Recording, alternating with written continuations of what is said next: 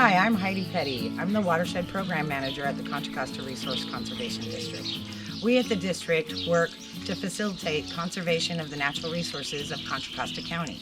We do this by working closely with the community and other agencies to both educate and inform the public about how to be good stewards of their watersheds. I'm here in my backyard in the East Bay area on the river to show you how to take care of invasive plants on your dock area so you can be good stewards of the river. I'm going to go through and show you the invasive plants, how to remove them, and how to properly compost them over in my front yard. Let's go over there now. Thanks so much for coming to Digital Earth Week with us. We hope to see you soon. Now let's take a walk on over to my front yard. And I'll show you what I'm talking about.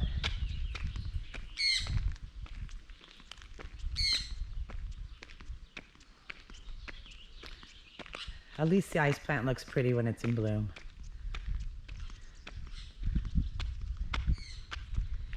Here we are in my front yard. You can see my dock area on one side here.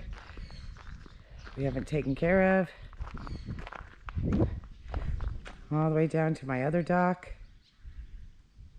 So I'm going to tell you a little bit about the plants first. Then we'll show you the work we've done and I'll show you how to take them out. Let me give you a quick overview of the whole area so you can see what we've been doing.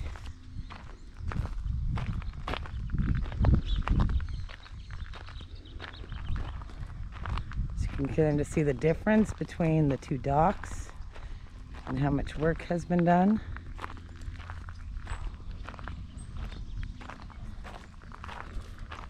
And then finally, our clear area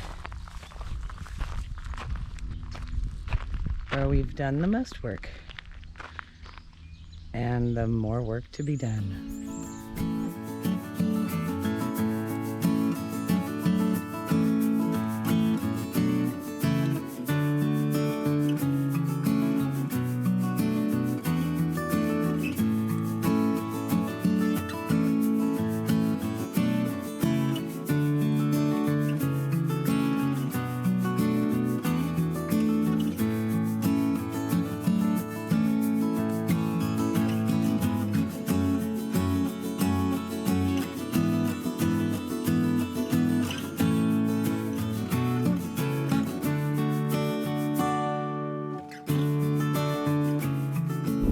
So this is other dock that we haven't worked on yet.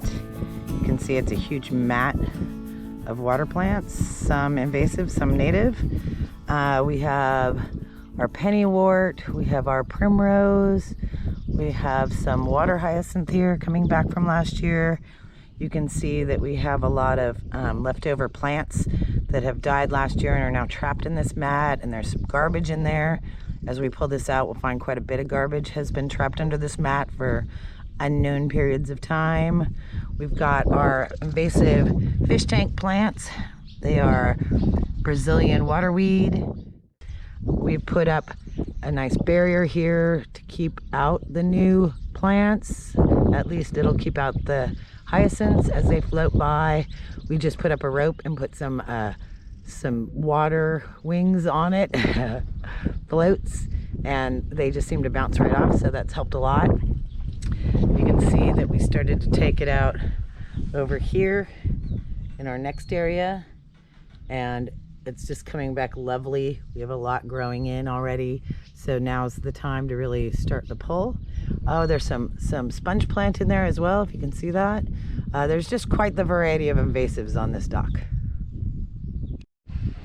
So this is the area we're currently working on. You can see it all dies back in winter, which makes it easier to pull out before it turns green, a little lighter. But this will all turn green and it will flower and be beautiful and it'll be so invasive. There's literally nothing you can do but work to constantly keep it out of your dock area. You can see here a lot of the plants. You've got roots going down into the silt And so you really have to get in there and pull them out by the roots if you can, or really continuously maintain the area so that you're cutting it back constantly. You can see it, it traps garbage. You've got all kinds of mucking up. It gets a little cloudier in the water because the plants are stopping the flow and really reducing the oxygen in the water for the fish. I'm over in the area that we've done a lot more work on. You can see it's low tide right now, so you can see there isn't much left. I've actually done a pretty good job of getting this out. I've been using this lovely raft to get out there and pull them. You can see there's still little hyacinths. I leave one of those guys and there'll be thousands of them. This area is really opened up. As we take these out, and we're hoping that natives will come repopulate again, we're anticipating having all the reeds that should be here popping up pretty soon here. You can see we are putting logs out. We have some turtles out here. Very frequently have turtles, and they actually stand on all the invasive plants. So we're gonna leave a little bit for them over here. This is our other task we have to do. I'm gonna leave a little bit for them out here. Oh, there's a snail, a bonus snail. But we're gonna put some logs out for them, some basking logs, so should give them a little place to hang out and be safe. But overall, we've done a lot in here. I'm gonna take you over and I'll show you our giant compost pile that was created from just these two small areas. Anything else? I think this is really kind of a good example of timing, doing it at low tide, being able to really get in there and pull it out, not sending it out to your neighbors who don't want these weeds down on their end of the block either, being a responsible citizen.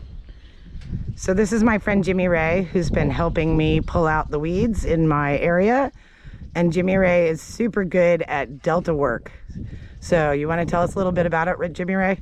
Yeah, I found that there was a problem with it being strong and the roots sticking in. So I use its strength to my advantage.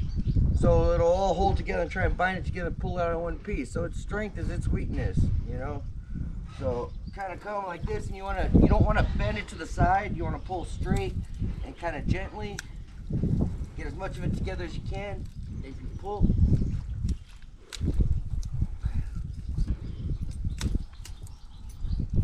always be careful on these levee rocks. Yeah, see now how it starts to go? Not a lawnmower on a cold morning, if you know what I mean.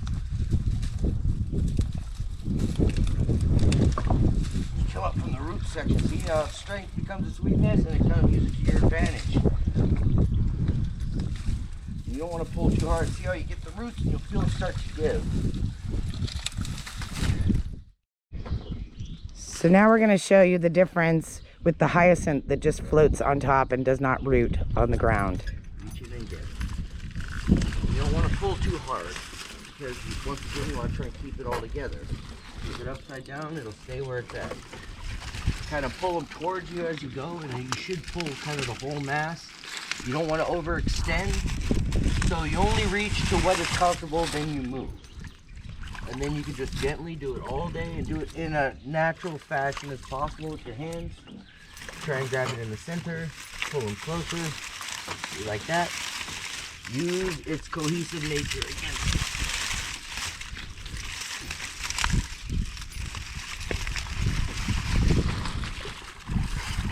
See, then we got the roots here, and if you get these like near the shore, try and get a nice straight pull on them.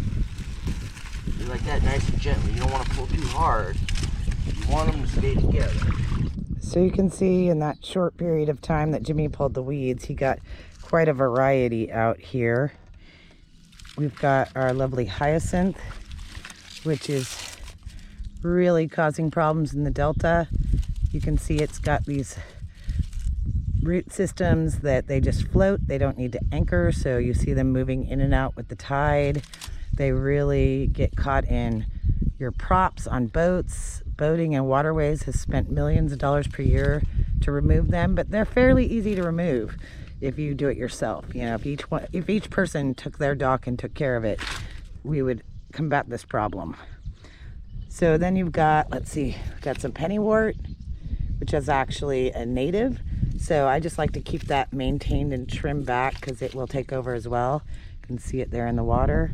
What else do we have? I'm sure we have some, here we go. There's some Brazilian weed here. This is the fish tank plant that has now taken over the delta. You know, just a little variety of everything comes out with each pull. It's quite an effective way to get rid of it. And you can see we still have a good deal of the fish tank plants down there, and there's our barrier keeping out the new plants floating in.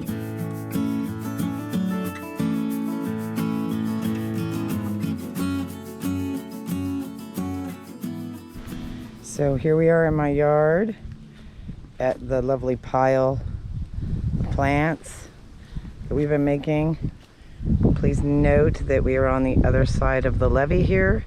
So as these plants break down and send out seeds, we should be okay here. You know, wind generally blows the other direction, and we're over about 100 feet probably. So I feel like that should be a safe place for it. Less wind over here. You can see it's backed up against the also invasive ice plant here, which actually they use to stabilize levees, which I thought was an interesting choice on their part, since now they are having to remove those same plants.